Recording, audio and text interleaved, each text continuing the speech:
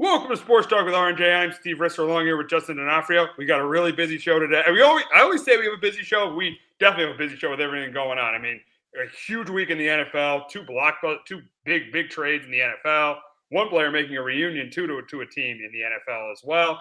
We have a great Stanley Cup final last night. We'll get to that. Got the Yanks and Sox going at it this weekend. Probably the least amount of juice for a Yanks-Sox series in a while, but they are playing this weekend at the stadium. But it's an obvious starting point. We got to start with the NBA Finals, and the Knicks take on the Spurs, rematch of the '99 Finals. I mean, I'm not completely surprised. This is the final. I thought the Knicks would get here. I didn't think before the season the Spurs would get here, but I thought the way they played OKC during the regular season and then the way they played them in the postseason, I'm not surprised that it's Knicks Spurs, a rematch of the NBA Cup between these two teams as well. So we got the Knicks and the Spurs. And Justin, before we get into what each team has to do, what's your thoughts on this final? Yeah, it should be good finals. Two newer teams. If I know the Spurs been knocking on they've missed playoffs the last 6 years for this year, and obviously had the run there with Ginobili, Tim Parker or Tim Duncan, and Greg Popovich is the head coach. So yeah, it's be exciting series. See the Knicks kind of be in it and turn this thing around, and what Mike Brown's done, Jalen Brunson's done for the city should be a good series. And yeah, I had the Spurs all year. I think I had Spurs Knicks, and it was mostly because being a Kings fan, Fox first year out of Sacramento, and Mike Brown being gone, that it only gets worse for Kings fans. So I'm not surprised. I had this final match for the year. And then when we previewed the Western Conference one, I had the Spurs, and then I flopped it last week, and the Spurs ended up winning. So yeah, I've been a fan of the Spurs all year, and Wemby's just Wemby's unbelievable. So should be great finals. He's absolutely phenomenal. And yeah, I'll give you credit. You've been a Spurs guy all year, even going to the season when a lot of people thought, is this team even gonna are they even gonna get out of the first round this year? And you've been a Spurs guy all year. Yeah, well, I like the combination of Fox Castle. You always knew Wemby, if you could say on the floor, is an unbelievable talent, and you saw it. You've seen it all postseason long. So yeah, and I think they're well coached. So I've just been a fan of the Spurs. Like they got some really good guard play, and they have Wemby, and they have a lot of really good pieces around them, and they've done some tanking, which has helped, but they've hit on all the draft picks, and that's what if you're gonna tank, you gotta hit on those draft picks. Look at the Nets. Oh yeah, exactly. They had 5 draft picks last year. None of them panned out or weren't not great. So exactly. Exactly. And yeah, you said it. You hit it on the head with the draft picks. You've hit it on the head with the draft picks. I mean, yeah, with Wembanyama, obviously they won the lottery, got Wembanyama, but they hit on Castle. They took 4th overall, in 24, and then they hit on Harper, who they took 4th overall, who they took 2nd overall last year. So they've really hit on the draft picks. You got to give the Spurs a ton of credit, man. You got to give the Spurs a ton of credit for getting here, and the Knicks. I mean, Knicks, Mike Brown. I mean, a lot of people were ready to run Mike Brown out. They were ready to run Mike Brown out after they were down 2-1 against the Hawks. But then you saw probably one of the most dominant postseason performances we've ever seen, winning 11 straight playoff games. That's pretty phenomenal. Listen, as a Knicks fan, I didn't like the Thibodeau move, them firing Thibodeau, but it's definitely worked out. I got to admit that. Yeah, no, it definitely has. Because did I say this last week we were talking to I don't know if Tibbs would have ever had Karl-Anthony Towns kind of play a 0.4 role and just kind of switch that up. Like I don't, because Thibodeau is a very stubborn guy, and he's a good coach, but I don't know if you totally give Dolan credit. Like it's turned into the right move, but at the time it was very head scratching. But yeah, Mike Brown's done a really good job with the team, and maybe it is what they needed, another voice in that locker room, because it seems like it's helped. And look, I think Karl-Anthony Towns has proved a lot of people wrong. I've never been a big fan of him. I never really thought he's a winning player necessarily, and he's had a great postseason. So, I think Mike Brown's done a really good job putting kind of Cat as well, like the best position, possible. And that point forward role has been great for him. It has been. It definitely has been great for him. It absolutely has. There's no question about that. He's been phenomenal. Cat has been phenomenal in that point forward role, and that's why the big reason why the Knicks. I think the biggest reason why the Knicks have won 11 straight games. So now we will get to what each team has to do to win this series. And I will start, and I'm going to start with the Knicks. And number one, and first and foremost, in any NBA playoff series, your superstar's got to be great to win. And especially when the two teams are this evenly matched. This isn't the Knicks playing the Cavs. It's the Knicks playing the Spurs. These teams are pretty evenly matched. So I think the first thing's got to happen is Brunson's got to be great. Brunson's got to be phenomenal. He's got to be great in this series for them to win. He's got to be great. He's got to be you really, outside of one outlier, the 04 Pistons and maybe the 2014 Spurs, you need a top 10 player to win an NBA championship. If Brunson wins this title, I feel like he's a top 10 player, and he's got to be great for the Knicks to win this title. Number two, pretty obvious, they got to contain Wemby. They got to contain Wemby. This means that Mitchell Robinson, I hope he's okay, but he's got to be good defending him. And Cat, he has got to be good defending him, and he needs to stay out of foul trouble, which is even more of a key to the Knicks winning because with Mitchell Robinson probably not being 100%. So that's a big key. And then number three, Cat has got to be great too, and he's got to stay out of foul trouble because you don't know what you're getting with Mitchell Robinson in the series. So Cat has got to stay out of foul trouble. So the three biggest things for me: Brunson's got to be great, need to contain Wemby, and need Cat to stay out of foul trouble. Justin, your three keys to the Knicks winning an NBA championship. For me, number one is solve Wemby. I know you mentioned Townsend Mitchell Robinson going to throw on him. Do they risk putting one of those two on an island out there at the perimeter, or do you give up size and you throw OG on them to help with the perimeter defensively? So I think it's going to be a matchup. And I'm interested to see kind of how Mike Brown plays it because Wemby's been an absolute threat, and he had a great Western Conference final. He had a great postseason.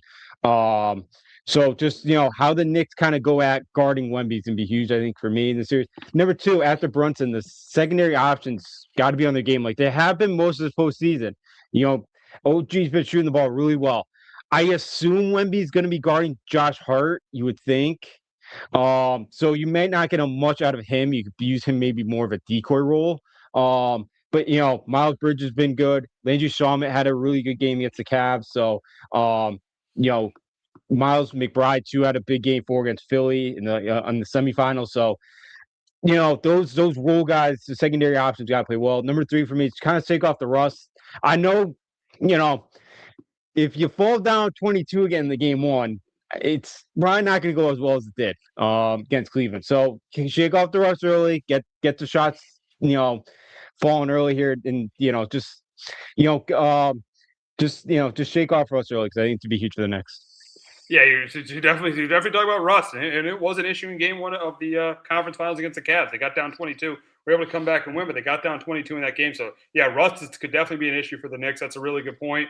And we'll see what happens because they were rusty in that first game against the Cavs. So we'll see how they come out in game one against the Spurs. Now moving on to the Spurs and what they need to do to win a championship. Number one, same thing as I said on the Knicks side, the Spurs side. Wemby needs to be great. Wemby needs to be phenomenal.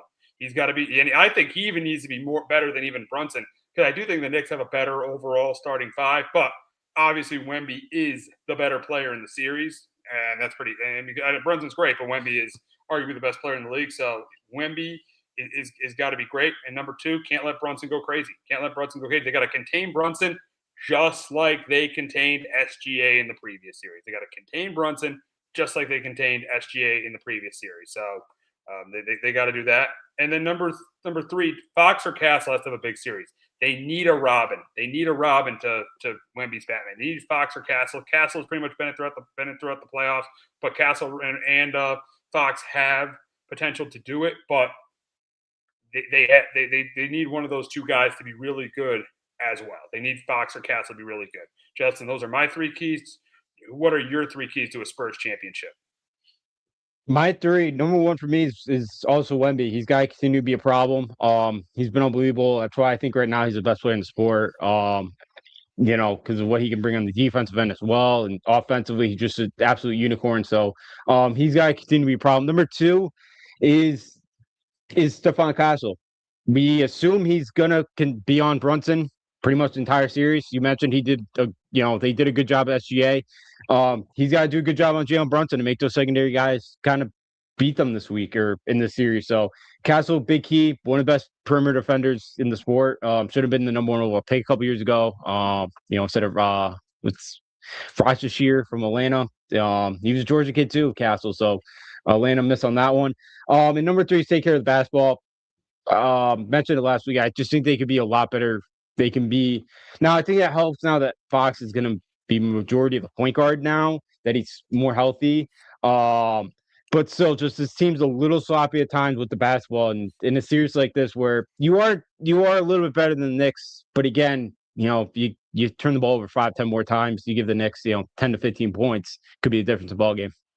It definitely could be. It definitely could be. So yeah, the Spurs definitely have to stay away from turnovers.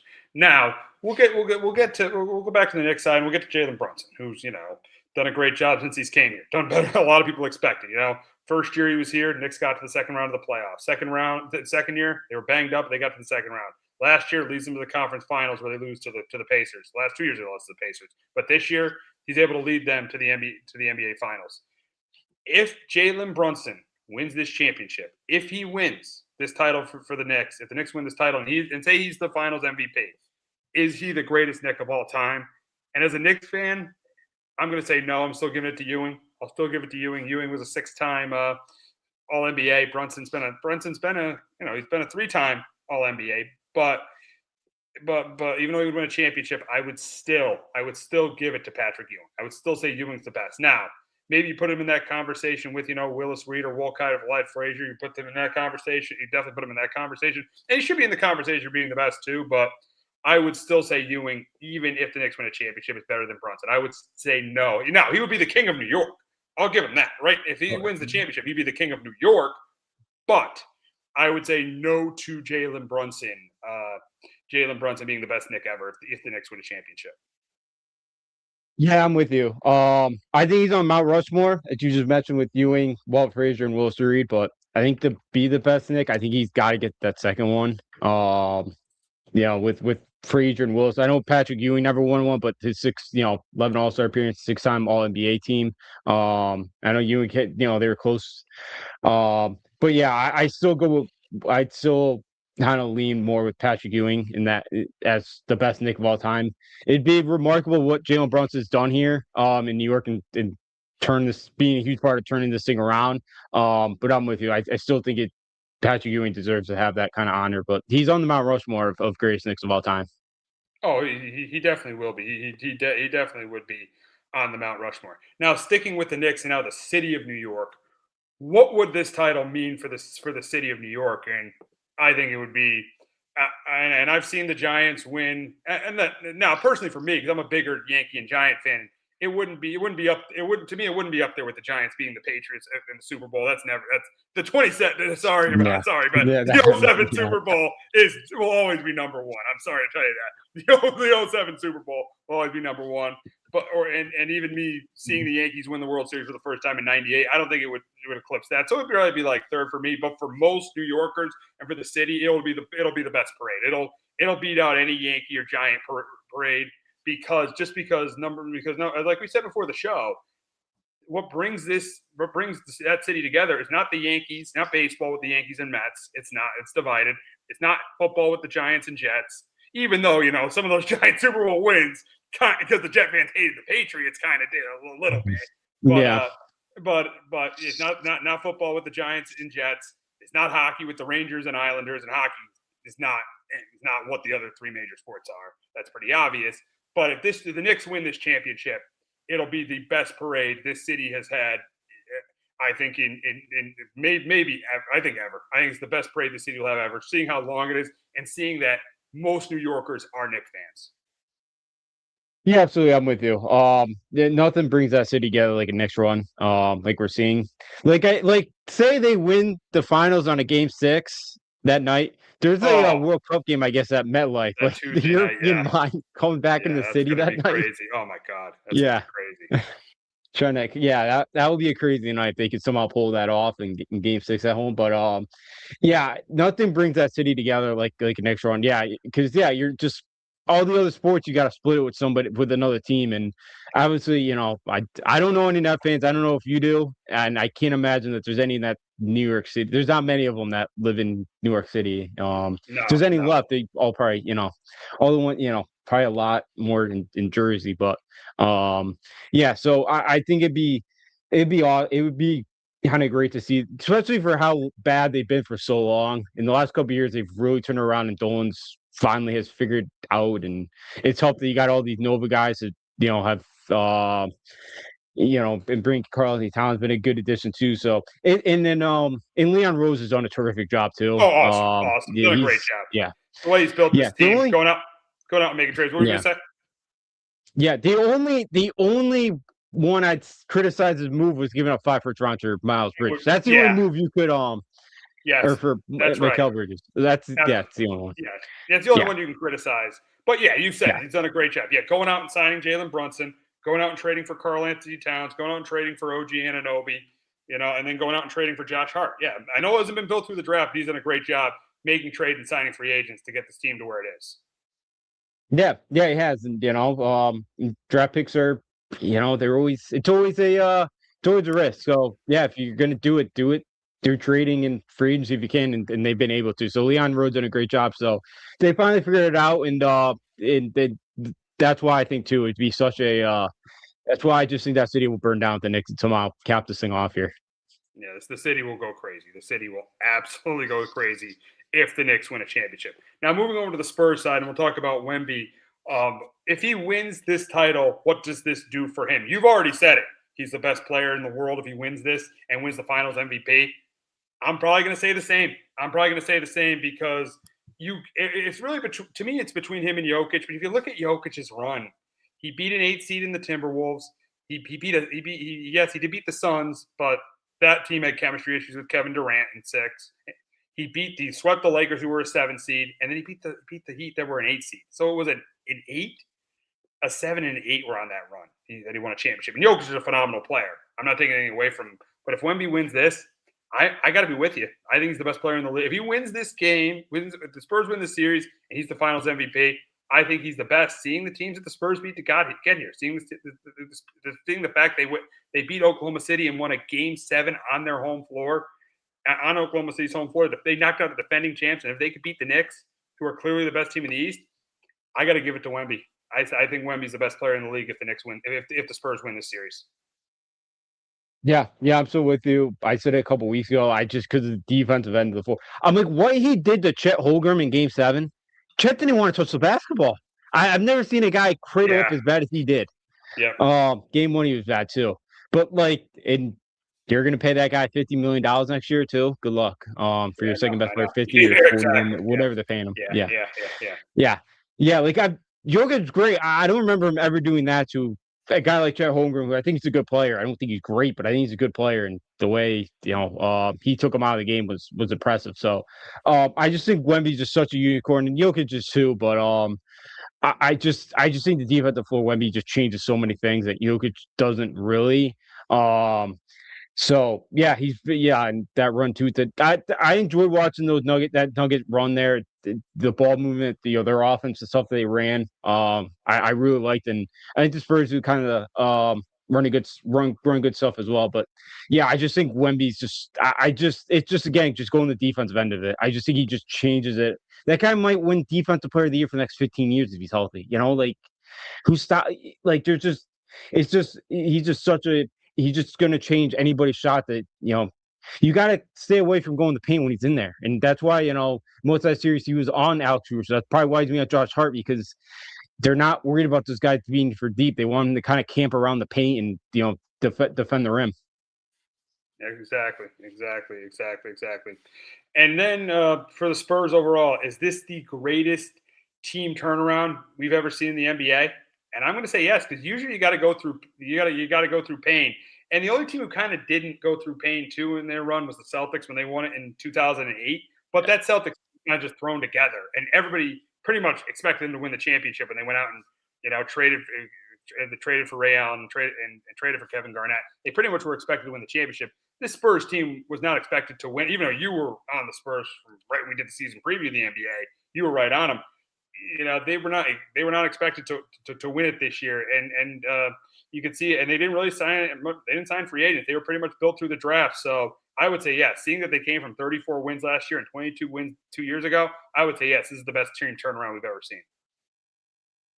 Yeah, absolutely. I was on them. I was pretty high on them all year. But still, but it's still, it's really impressive. Like they just hit on all the draft picks. Again, it's not hard to hit on Wemby. Anybody would have done that. Castle, they kind of lucked into getting fourth there. they tanked last year at the end to go get Dylan Harper, but like they've hit on all those guys. All those guys have panned out. And I know it's been kind of 6 years before this that have been, I don't want to say painful because they just had a run of Duncan, Ginobili, and Tony Parker that were great for I 20 know, years. I But know. like Yeah, yeah, they didn't go through that much pain in those 6 years. But yeah, yeah, it just yeah, yeah. again, they're such a great organization, and now with the new lottery rules, with with having better odds to get number one if you finish 4 through 6, we're not going to see this Yeah. anymore of a team that's just going No. to have a run of 5 6 years just hitting on all the lottery picks. That just seems to be possible. So I think it's a more impressive. I think it's most remarkable turnaround, and yeah, I don't think we're going to see it again just because of the new lottery rules. Yeah, I agree. I agree. I definitely agree with that. Now the time has come for our finals prediction, and I'm going to go first, and I'm going to go with the Knicks. As we talked about earlier in the show about the Knicks, winning that game 6 at the Garden. I think the Knicks do it at the Garden on June 16th. I think they win it in 6. I got the Knicks in 6 to win a championship over the Spurs. I got the Knicks in 6. I just feel like we've seen throughout history of the NBA. Teams have to go through playoff outside of the '08 Celtics. Teams got to go through playoff losses before they win a championship. And this Knicks team with Brunson did. Losing in the second round in 2023 to the Heat, losing in 7 of the Pacers in 24, losing last year to the Pacers in 25. This Knicks team, with OG, with Hart, and Bridges and Cat last year, they've went through some pain in the playoffs. That's why I think they're going to prevail here. And the Spurs, they've done a great job getting here. But as a Knicks fan, I definitely wanted them to win this Game 7 because I wanted this matchup in the NBA Finals. I wanted Knicks Spurs. I wanted to play the Spurs because they're just very young. They're just really, really young, and they haven't experienced any pain in the postseason. Wemby's an outstanding player. He's a great player. But I'm going to go with the Knicks here. I got the Knicks in 6. I got the Knicks winning their first championship since 1973. I got the Knicks in 6. Justin, your NBA Finals prediction. Yeah, good for you picking your Knicks. You got it when they get to this point in time. But I got with the Spurs at 7. Going Spurs at 7. I get they have to go through pain. I get it.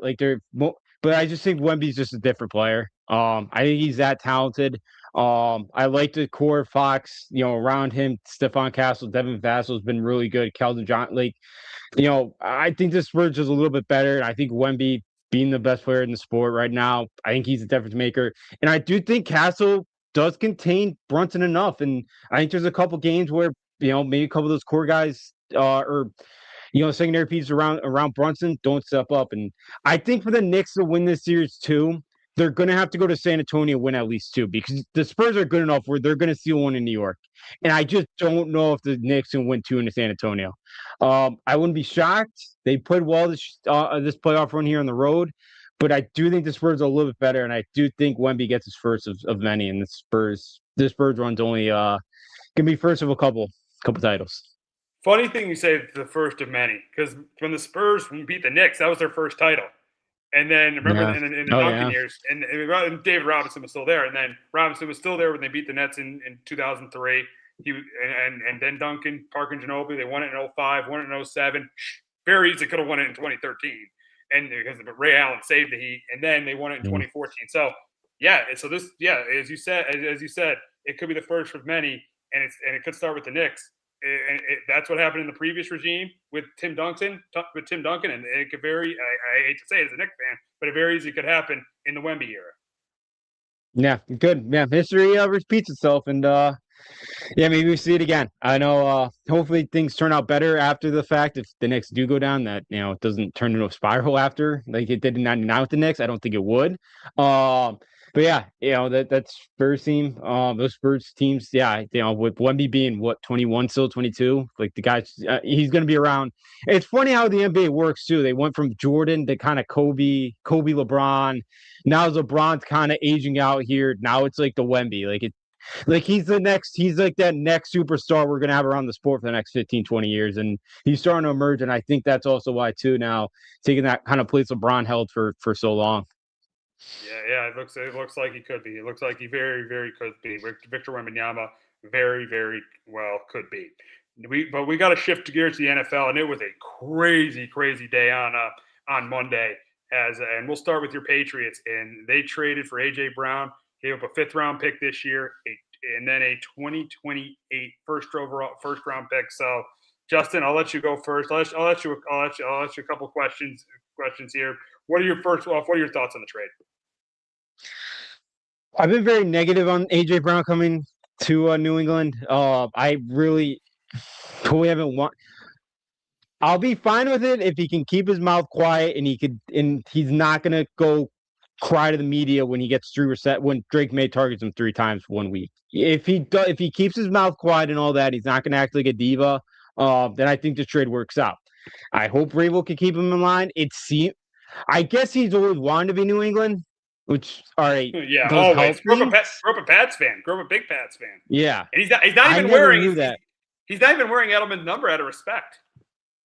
Yeah, I do like when I'm hearing out of him. I do like it. But all these top wide receivers are divas. So at some point he might turn back into one. But yeah, look, I've said this since they signed Dobbs. Like he's not a number one. So now you bring in AJ Brown, he's your number one. We'll see what happens with Booty. You still have Douglas, you still have Kyle Williams that showed some promise last year. Then a little bit you kind of saw from him. So I do like the wide receiver room a little bit more now. And Hunter Henry's a solid tight end as well. I know he's getting up there in age, but I kind of like the move. Like I'm starting to like the move more that I'm starting to hear out of AJ Brown. But so they need number one. It's good to get you got to get Drake May a number one guy here because look, we benefit. They took advantage of the schedules they had last year, and now you're not gonna get that. And the schedules we've seen it's gonna be a lot tougher this year than it was last year. Yeah, you're definitely right about the schedules. And my thoughts on the trade is they had to do it. They had to do it, and I think they had to give up a 1st-round pick. Like I said last week, you saw the Broncos and the Dolphins. The Broncos set the market. Jalen Waddle set the market. They had to give up a 1st-round pick, even though it's not a 1st-round pick next year. It's in 2028. They still had to give up a 1st-round pick. So yeah, no, I like it for the Patriots. In my opinion, I think it could be could go really good or it could go really bad. It could go really bad. We'll see how it goes. I feel like it definitely has a better chance of being really good because of the relationship Vrabel and AJ Brown have, and AJ Brown being excited to play for Drake May. And right now, I feel like Drake May is a better quarterback than Jalen Hurts. I know Jalen Hurts won a Super Bowl, but come on, that was he's a good quarterback. I'm not saying he's a good quarterback, but How many times has Jalen Hurts been in an MVP conversation? How many times has Jalen Hurts been 1 vote away from the MVP? Never. And Drake May was that last year, and arguably, in my opinion, he should have won the MVP last year, seeing what he did with the weapons he had, carrying that team to the Super Bowl. So yeah, at the end of the day, yeah, I do like it. I think it could go really good or really bad because that's what happens with a diva wide receiver like AJ Brown. But I think with his relationship with Vrabel and playing with Drake May, I think it's going to be really, really good. But I did mention the compensation, Justin. The 5th-round pick this year and then the 1st-round pick next year. In your opinion, did the Patriots give up too much for AJ Brown? So I was always against the don't give up a 1st-round pick. For 2028, I think I'm going to live with it. See, I think on Monday or whenever June 1st was, Monday, I was kind of like, dang it. I was hoping they could get away with a 2nd with them. And, but everything I've been hearing, I am more positive now where I'm like, all right, like if he can keep his mind on straight and all that, then I'll be okay with it giving up a 1st-round pick. So, and especially you're hoping too that it's in the 30s or it's in the late 20s where you could live with it. So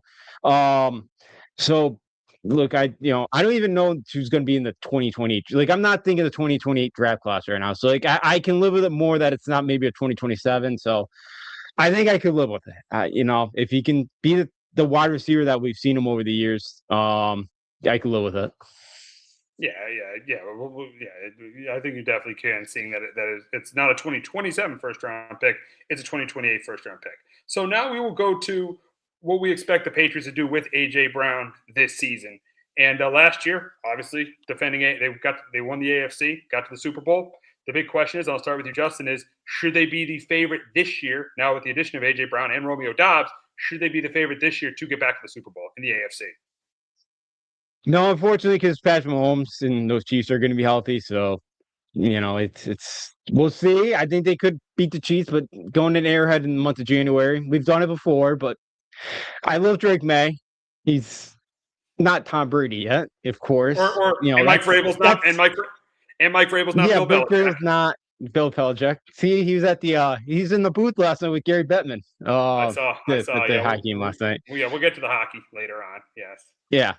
Yeah. So so yeah, that too. So I have to pick the Chiefs because they just have the track record and they're healthy. Till somebody can knock them off that's not named Brady or Belichick, then I have to pick them to win that conference.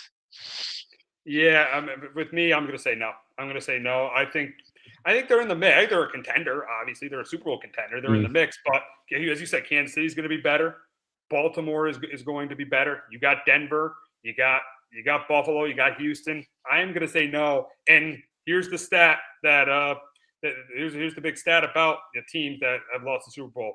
They always take a step back the next year. The only team since the mid '90s, since the '93 Bills, to lose a Super Bowl, and not even just to lose a Super Bowl and get back to the Super Bowl the next year was the 2018 Patriots. That's one team since 1993. One team since 1993 has lost the Super Bowl and gotten back to the Super Bowl, and that was Brady and Belichick. And they had already won 5 Super Bowls. They had already won 5 Super Bowls, 5 Super Bowls and one. That was them winning their 6th Super Bowl. So that almost doesn't even count. So I just think the Super Bowl hangover is a real thing. I truly do. And I'm going to say no. I do not have them as the favorite. I right now have the Broncos as the favorite to go to the Super Bowl in the AFC. But right now, no. I don't think, even with this move, I think they're in the mix. I think they're a contender. But as you said, everything fell their way last year. Until the Super Bowl, everything fell their way. The schedule was ridiculously easy. They got to play Jarrett Stidham in the AFC Championship game. So I'm going to say no. I do not think they are the favorite to win the AFC. Now, last year, they won the AFC East for the first time since 2019, since Tom Brady left. They won their first AFC East title. They took that throne from the Bills. The big question is, do the Bills, are they the favorite to do it again? Do they stay on top of the division, or do the Bills overtake them for the AFC East this year? That's the big question. I'll ask you, Justin, first. Does this move make the Patriots the favorite to win the AFC East going into the season? I think it does, because the Bills, I think the Patriots now they got their top bona fide wide receiver. The Bills at times always kind of lose a game that they shouldn't always. They've been very hit or miss. I still have some questions more too about the Bills defense, a little bit as well. So I think the Patriots could split with the Bills, and I think the Patriots could find a way to kind of win enough games there to overtake the Bills yet again this year and win the division. But it's very close. But do you think the addition of AJ Brown does help them get over the top here? And so, yeah, I have them just a tad bit better than the Buffalo Bills are now. I'm going to say no. I think it's going to be super close, but I'm going to go with the Bills. I think the Patriots are definitely on the Bills' radar now, and they got a big game in Week 4 at home, which I don't think they lose this year. I think they win that, because the big reason why the Patriots won the division is they won that Sunday night game in Buffalo. Because if they didn't win that Sunday night game in Buffalo in Week 5 last year, I don't think they win the division. But I think the Patriots are on the Bills' radar now, and I think they're going to be ready for them. I think it's going to be super close. But as I said too, teams that lose the Super Bowl always take a step back. It just naturally happens. I think the Patriots are a playoff team, but I don't think they're. I think they're a Super Bowl contender, but I don't think they're the favorite in the AFC, and I also don't think they're the favorite in the AFC East. I am going to go with the Bills. Yeah, and I get that. Yeah, I do worry about the Super Bowl hangover. I do think that's going to play an effect, and I don't think it's going to help either that you got to play that same team in the Super Bowl that did kind of beat opening you pretty night. good on opening night. They're raising the banner right in front of your face. They're raising the banner right in front of your face. Yeah. Now, I hope they're all standing there watching that ceremony and taking it in of like we're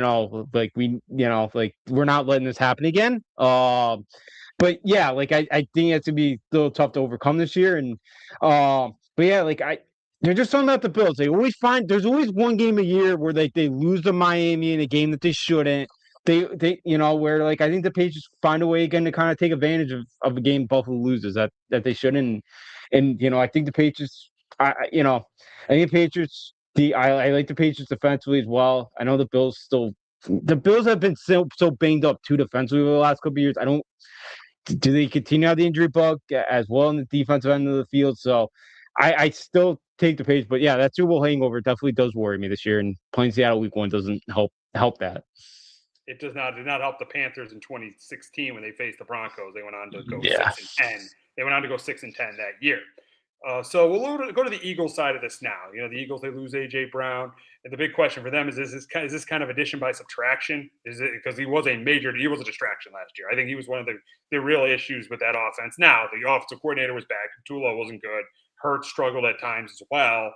But the question is the loss of A.J. Brown kind of addition by subtraction? And I hate to say this as a Giant fan because I hope it isn't addition by subtraction. I hope it really hurts them. So they're not as good. But I think they have kind of the same record. I think it is, and I think the question is, should they be the favorite to win the NFC East? And I'm going to say yes. I'm going to say yes because I think they're going to focus on running the ball more with Saquon this year. They're going to focus on running the ball more with him. I think the offense will be more efficient this season. I think it will be. I like the Mekhi Lemon pick in the first round. So I'm going to say yes. I think the Eagles should be the favorite to win the NFC East for the third year in a row, even with the loss of A.J. Brown.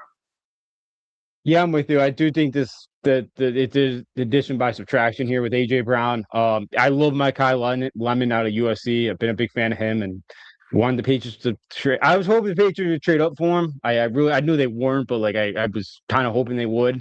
But yeah, you got Devontae Smith still kind of being the number one guy. So yeah, Barkley I think is gonna have a better year than he did last year.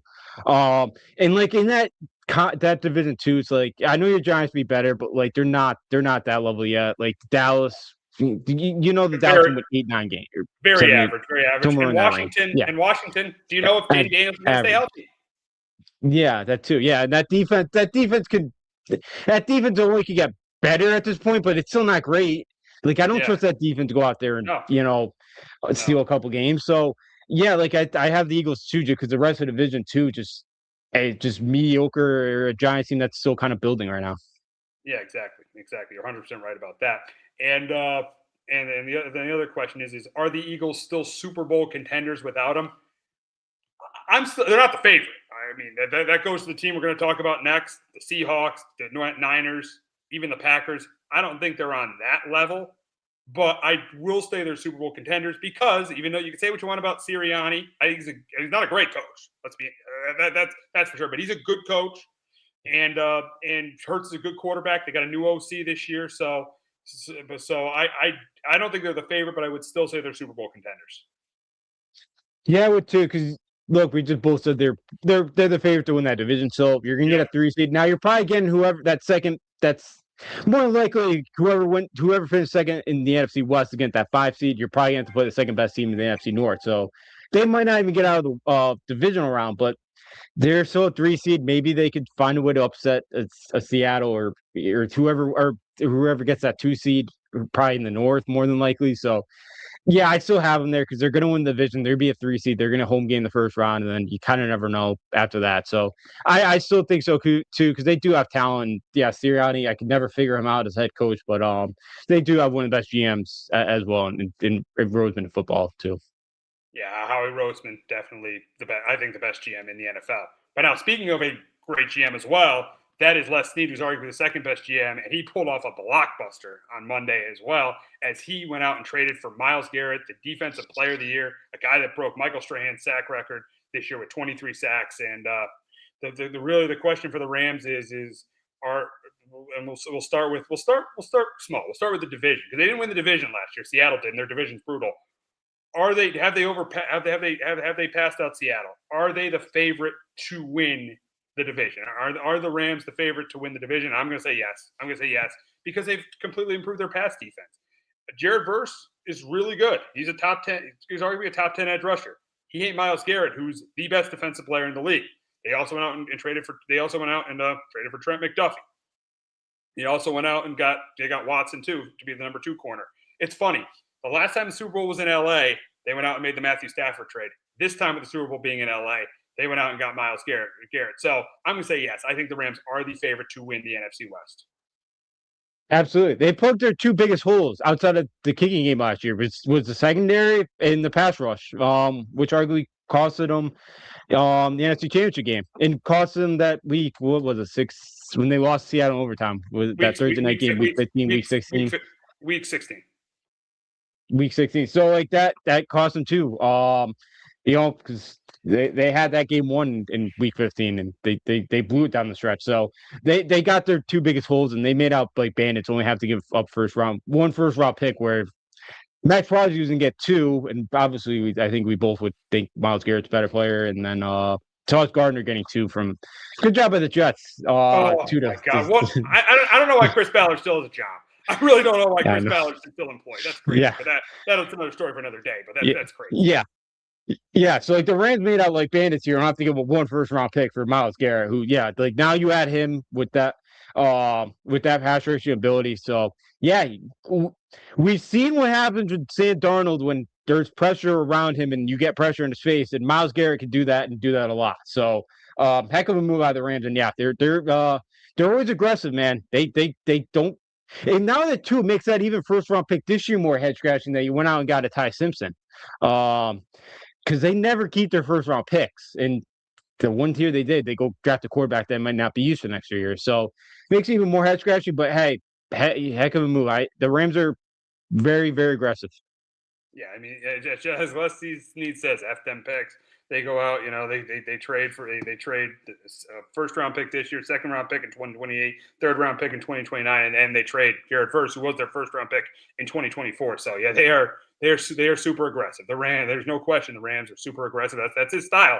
That's his style of being a GM, and it's really worked for him. He's won a Super Bowl. He's been to a Super Bowl, so it's really worked for Les Snead. That's why he's a top 3 GM in the NFL. Now we'll get to where the Rams are in the NFC. Should they be the favorite now with the Super Bowl being in LA? Are they the favorite to represent the NFC in LA? And in LA, and I'm going to say yes. It's pretty obvious saying that they win the West because the Seahawks are the defending champs, and arguably a lot of people would say they're the second best team in the NFC. But yes, I do think the Rams should be representing the NFC in the Super Bowl. Yeah, they should. That NFC should go through LA, and it's going to even probably run through. Probably be a home game for him in the Super Bowl or somewhat. So, yeah, I just think with Stafford, I do worry about that age, but again, like the back issues last year didn't seem like it was a problem. Like I thought maybe it would during before the season. I know you got kind of the Puka stuff, but kind of a little bit weird this offseason what's going on there, but they still got a really talented wide receiver room. So I like this. I really like this Rams team, and I think now the two plugs that they filled there, I definitely think they're the favorite to win the NFC. And we'll take it further. Are they the favorite to win that game at SoFi Stadium? I'm going to say yes. I got them as my favorite to win the Super Bowl going into the season. Yeah, I do too. They're a really talented team, so I'm with you. I think they're the favorite to win this thing in 2027. Yeah, I agree. I agree with you. I think on Valentine's Day, on February 14th, I got the Rams beating the Broncos. Right now, I got the Rams beating the Broncos in the Super Bowl. And now that we talked about the Rams end of this, we'll briefly talk about the Browns side of this. I think the Browns did get a good package, but there still has got to be that, you still got to be upset that it just didn't work out at the end with Myles Garrett. I know he wanted out, but you wish you could have worked this rebuild with your best player. So right now, even though they got a first round pick, they got all these picks, and Jared Verse could be a stud for them. I still think, say the Rams win a Super Bowl and the Browns can't get a quarterback and keep us in the playoffs, the Rams will be the clear winner in this deal. Yeah, absolutely. And Browns haven't been able to figure out that quarterback spot for going on 30 years now. So we'll see if this is the draft class that finally does it. I thought they could have gotten a little bit like another first round pick. Just again, we go back. You were talking about the market with Jalen Waddle going to Denver. Like I know the Max Crosby deal ended up not going through, but still, you couldn't get a number 2. You couldn't get a second first round pick for him. Or nobody else in the entire sport was going to give you nobody else in the entire sport was going to give you a second first round pick. I don't know, but I feel like you could have with the Myles Garrett, but you did get a good player back in Jared Verse. But yeah, I think it's thought it was a little bit underwhelming from the Browns on the what they got back, but yeah, it's just, can they hit on the quarterback? We don't know. They're going to be battling with the Jets for that first overall pick, more than likely, or for that quarterback, I should say. So we'll see. I know everybody loves the draft class coming in, but that's what everyone said last year, and look what happened. So I try not to overstate what this draft class is going to be next year because you just never know. And everybody who says, "Oh, we love this trade for the Browns. Love this trade Drew for the Aller, you Browns." got Drew Aller. I know. Oh, I thought you meant this draft class. My bad. But yeah, I didn't say talk about But everybody's going to say, we love this trade for the Browns. Love this trade for the Browns. Right now, I don't, because you look at the Rams and Lions. Yeah. Go back to the Rams-Lions trade. Who won that trade? I know the Lions got players. I know they got guys like, I know they got Sam Laporte in that deal. I know they've drafted really well, but who won that trade right now? As right now, who won that Goff Stafford trade? But the Lions got all those draft picks. The Rams did because they won a Super Bowl. So, and unless say the Rams win it in 26 and the Browns keep missing the playoffs, the Rams are going to be the winner of this trade. Yeah, absolutely. They absolutely will, and that's again, if the Browns, if Archie Manning can be the real deal, and he's an number one overall pick, and the Browns get him, and he becomes what everybody thinks he will, and he's going to be a all-pro guy. Maybe the Browns, and he can bring the if a quarterback can bring one title to the Browns, and it's because of that Myles Garrett pick, then good for them. Maybe I'll give it to the Browns just for that. But until it happens, yeah, then the Rams are going to be the favorite, or are going to be the winners of this trade. Yeah, I think so. I think so. I got the Rams winning the Super Bowl. You do too. So huge trade for the Rams, which puts them in great position to win another Super Bowl at SoFi Stadium. But before we wrap up the NFL, we'll quickly talk about Odell Beckham. That was the first news that came on Monday. Was OBJ going back to the Giants, and I don't mind it. I think we'll see if he makes the team, because they signed Berrios, they signed Juju Smith-Schuster, and obviously they had to do that because Connor Yashesky's off the year with the torn ACL. So I don't mind it. I think he'll be able to be a good mentor. I think it's a veteran leadership. He's a veteran. He played with Harbaugh in 2023. He was with him on that team that made the AFC Championship game in 2023. So I don't mind it. I don't mind that he's there. We'll see. He'll probably be the fourth or fifth receiver, but it'll be good to have his veteran, presence in the locker room. Yeah, it will be. And, hopefully, not expecting to be problematic in the locker room now. And it sounds like him and Harbaugh have a good relationship that helps. And hey, it's a low risk. I don't want to totally say it's a high reward because I don't think he's going for 1,500 yards receiving next year. But maybe he turns into a solid number 4 receiver for you guys next year, and could be a nice production, be a nice kind of outlet for Jackson Dart. So yeah, it's a little. If he doesn't make team, you just cut him and send him on his way. If he makes a team, has a decent season for you guys, great. So yeah, so I didn't totally mind it there for the Jets, and for the Giants, and as long as he keeps his head on straight, which I think he will under Harbaugh. Yeah, and I think he is. I think he'll be able to keep his. I think he will. I think he'll be able to keep his head on straight. And I think he'll be fine. I think he'll be fine. I think it'll be great. He won't produce a ton for him this year, but I think it'll be helpful for the Giants in that locker room, because he was helpful for the Ravens in that locker room in 2023. So we'll shift over to baseball. And here's the weird thing. Have you ever seen less buzz for a Yankee-Red Sox series? And there's not going to be much buzz on Friday night because the Knicks playing in game. That's in New York, too. It's in New York, the Yankee Red. You forget. Yeah. It's in New York. They're not even playing a Sunday night game. It's a Sunday day game. Seeing how far the Red Sox have fallen off, this series just to me doesn't have really have any buzz to it. Yankees have been playing well.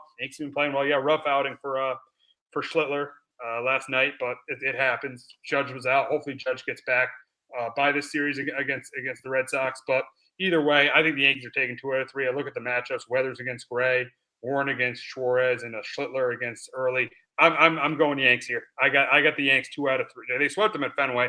Maybe the Red Sox get one game, but I would be surprised if the Yankees lose this series. Yeah, I got this Yanks winning 2 out of 3. Red Sox are much better on the road than they are at home. For whatever reason, I don't know what it is this year, but they're 9-20 at home, 16-14 on the road. When took 2 this weekend out from Cleveland. Cam last. I guess Cam said last night his mechanics were a little off, so it sounds like so that's good news. He was due probably for a bad start. The guy hasn't really had one his whole major league outing. But yeah, and hopefully the Judge thing, I don't believe any words that come out of Aaron Boone's mouth anymore. So I just don't know what to think of the Judge injury. Hopefully all's fine. Hopefully he's back for the series. But yeah, I think if the Red Sox will keep this thing competitive because they're just a better road team than they are at home. So hopefully they take care of business would be nice because and overtake the Rays now that have started to come back down on earth. But yeah, there's zero buzz. I totally forgot Yankee Red Sox was this weekend. That's crazy. That's crazy. Zero buzz for it. Even crazy. Saturday, I know the whole, but because it's gonna be on after like the Belmont or whatever. It's just like Yeah. it's like it's not the main card this weekend, but that's what happens when you got a team in the Red Sox 9 games under 500. Yeah, and you mentioned the Red Sox, play better at home than on the road. But the fan base is done with John Henry. The fan base wants him to sell the team. They're You done. know, The fan base is so done. I think they're just so done with everything that's going on in this organization since 2019. Really, since they won that last World Series, I think they're done with that. Yeah, they've had those 2 playoff appearances last year. They played the Yankees, and in 21 they went got the ALCS. But outside of those years, really, I mean, if you look at it for the Red Sox, in the last 7 years, they've missed the playoffs 5 times. They finished in last place. I think 3 of those. I think out of those 5 times, they finished in last place 3 of those times. That's where you're going to lose your fan base. That's where you're going to lose your fan base. And last year, we're thinking, the Sox getting crochet, then playing the playoffs. Oh, the rivalry, it's back, it's back. And this year, there's just absolutely no buzz. They played earlier in the season. It was the week of the draft. This year, they're playing on the week of the NBA Finals. There is absolutely no buzz with this Yankee Red Sox series at all. And you said it. You didn't even know they were even playing. yeah, I forgot. I know we talked about it last weekend. I totally forgot until you sent me the rundown. I was like, yeah, Yankees Sox this weekend. It's like Yankees Red Sox. You forget. 20 years ago, this would be leading the show. This would be on top. Oh, yeah. This would be ahead of the NBA Finals. Yeah. This would be leading the show 20 years ago. Now, Yeah. it's like outside of the 4 things we've talked about today. The NBA Finals with the big news in the NFL, and then even the hockey is probably bigger, but it's arguably bigger. But I went with the Yankees Red Sox with the third story, but it's buried. Yeah, you don't even know. And really, a big reason for that is the Red Sox. I think the reason why this series, and I know another reason for it is the Knicks making a run, which makes New York a little bit less passionate about this series as well. But the big reason why is it's definitely because of the Red Sox and this ownership group, which needs to sell the team. They never will because they're always going to make money. That's exactly. That's what happens when you got Fenway Park as a tourist attraction in the middle of the summer. You're going to sell that place out, especially too with all these. Again, like this summer, they'll probably do well because you got all these European fan bases that are coming for the World Cup that probably will go to Fenway. They'll come to Fenway, come sing "Sweet Caroline," don't care about the game. Yeah. That's the thing. It used to be such a passionate place to watch a game. Now the fans they just don't care because seeing what's happening with the Patriots and AJ Brown. Oh, that fan base will be gone by the end of summer. Yeah, they will. Yeah. They will. They're already done with them, but that ballpark they'll still sell the seats because there'll be a tourist attraction. But it won't be the diehard fans that are going to show up, and they'll make the profit, and that's all Henry cares about at this point. So he never talks to the media.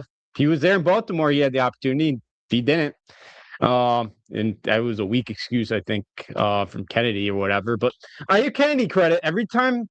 Every time there's a homestand at Fenway on a Tuesday night, he's always in the Nesson booth talking during the pregame. So I give Kennedy credit. He's the front-facing guy, but Henry won't show his face. Henry won't show his face in the media. But it's but again, they're never gonna sell it. He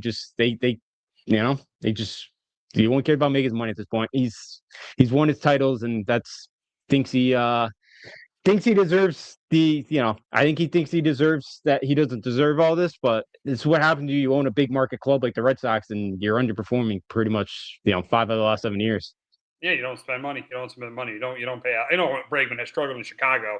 You don't spend money, and that becomes an issue. That just becomes an issue. So we both like the Yanks to win 2 out of 3 and continue to roll and keep pace with the Rays in the AL East, and the Red Sox to continue to flounder and look like they are going to be sellers at the trade deadline and make things a very, very irrelevant summer at Fenway Park. And make things a very, very irrelevant summer in Boston, and they'll be waiting for training camp at the end of July. But we got to wrap up the show talking about really a great game last night. And I bet you were locked into it. Really a great Stanley Cup final last night between the Golden Knights. How the scoring was unbelievable. They were just going back and forth. I thought early on the Hurricanes would win. They're up 2-0, and then Torts guys fought back, scored 3 straight goals. Then the Hurricanes kept tying the game. Hurricanes scored a goal. Golden Knights scored a goal. Hurricanes tied it at 4, and then with 3 minutes to go, the Golden Knights scored the winning goal, and they won Game 1. And I'll start with you, Justin. I'll start with you on this. How did John Tortorella's crew? We all know he's a former Ranger coach, won a Stanley Cup in 2004 with the Lightning. How did John Tortorella's crew come back and win Game 1? Yeah, this great game last night. They were able to bounce back and go trailing down 2-0 early on in this one. But Connor Hart Wasn't great, but he was better than Frederick Anderson last night. Probably his worst playoff game of the year from him, but Frederick Anderson's been on point all postseason long. Had 3 starts going in, but he was a little bit better there than Frederick Anderson in the net. Number two, just their firepower. Like if they're gonna games be 5-4 every game, which I don't think it will be, Carolina doesn't have the firepower. They your Hurdle, who's had a decent year, hasn't totally had a great postseason. Got a goal last night. Brett Howe, the former Ranger, Drury traded him for a nobody, and he's like a good kind of fourth line guy. Shea Theodore is a good defensive guy. But so I just think that the Vegas has more depth, and they kind of showed it last night because the Mark Stones didn't didn't have a point, but Jack Eichel did. So that was number two. Number three, I just think, trailing 0-2, I think the experience of the Knights where they still have 13 guys on that 2020. You mean trailing 0-1? Cup. You mean trailing 0-1? Oh, yeah, when they were down where they were trailing in that game. They were down 2-0 in that game. Oh, no, 2-0, 2-0, I mean. Yeah, you're right. You're right. Yeah. My bad. Yeah. I just think it's the experience of those guys that they still have 13 guys that won a Stanley Cup on that roster that didn't really, that kind of figure out. They scored a goal like a minute and a half later by Shea Theodore, and they scored the next two after that, take the lead. So just kind of just that team's kind of been through it, and you still just got a ton of experience where Carolina's got a bunch of Eastern Conference championship experience. They don't really have that Stanley Cup experience. Yeah, you're right about that. They just won the Eastern Conference. They were knocking on the door for 3 or 4 years, and they just won the Eastern Conference. So now we'll stay with the Golden Knights. How do they continue the momentum in the series? Yeah, for them, Connor Hart continues to play good hockey. Last night, he's got to play better than he did last night. But if he could stay well in the pipes, I think Vegas has a shot. Because Anderson's been great, but I still don't love Frederick Anderson. I've never been a huge fan of him. Number two is the top line. Eichel, Mitch Marner, who's had a really good postseason. Mark Stone, like those three. I think they're three better than what Carolina's got at the top for goal scoring wise. So those guys got to be a factor. And number three, kind of as I just mentioned, the experience. You have more experience than the Hurricanes in this moment. So kind of use that to your advantage, which they kind of did last night. So those are my three. So this is a brutal game one loss. They're up 2-0, the Hurricanes. It's a brutal loss in game one at home. How do they come back and win the Stanley Cup for the first time in 20 years? Where Rob Brendamore, their head coach, was a captain on that team. Yes, he was. And their PK's got to continue to be solid. They're 52 for 66 this postseason.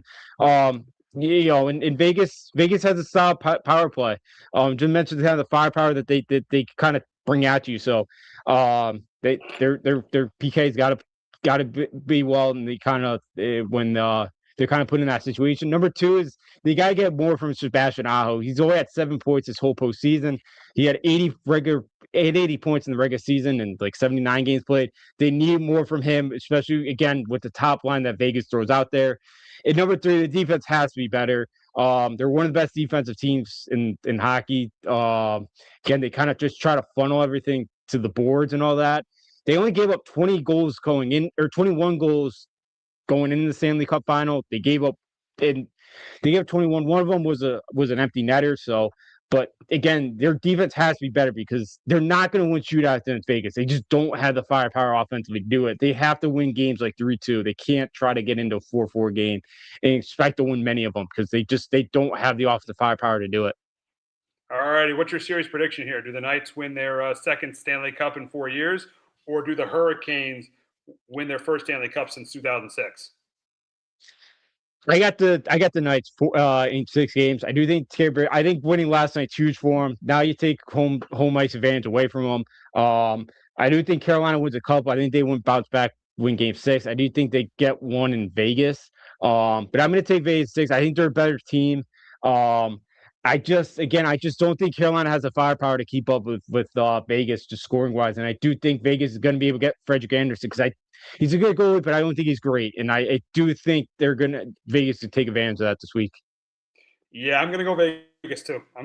As you mentioned earlier, the experience. John Tortorella, he's won a cup. He won a cup with Tampa in 2004. You definitely brought up the experience. And for me, this Carolina team, I just feel like when something like this happens, they have a hard time recovering. Like, I True. think that I go back to that Rangers series in 22. They had the 2-0 lead. The Rangers, ended up winning games 3 and 4, and it really didn't recover. They ended up losing. They ended up losing that in 7. And you can look at 2023 when they got to the conference final. They got swept by they lost games early in the season. I think they were home games too to the Panthers. Got swept in that series. And then you look at that, and then they fell behind the Rangers, fought back a little bit, but ended up collapsing at home. I just feel like and then last year they got swept. I feel like this Carolina team hasn't proven to win the big series. They've been good. They've never been great. They've never won that big series. I think that's what's going to be the case here. That's why I am with you here. I think they win a title in Vegas.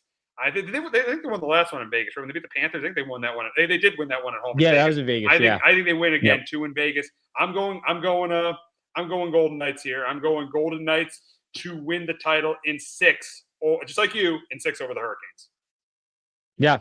Yeah, I'm with you. Yeah. That's a good point about the Hurricanes. They have not when adversity has hit them, they have not done a good job of kind of bouncing back from it. They've kind of, I don't want to say lie down, but like they have not done a good job of kind of fighting back and being able to bounce back from those moments. So yeah, makes me feel even better about my biggest pick here because Carolina's kind of been through it. Now you could also say they've dealt with a lot and they've been through it all here, and maybe they can find a way to get game 2. Maybe they somehow win the next 2, go up 2-1, then they're feeling a lot better about themselves. But just a team that's got to kind of prove it to me now that we got to see them kind of bounce back after what happened, the debacle from game 1. So it was anything to do it. But yeah, I just think the Vegas teams, they had a good regular season, but again, they wouldn't have made it if they're in the Eastern Conference. So wow.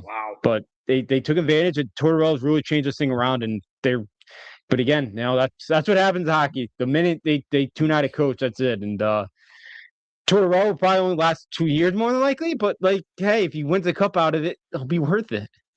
Absolutely. It's definitely worth it. It'd be the second Stanley Cup that he would win.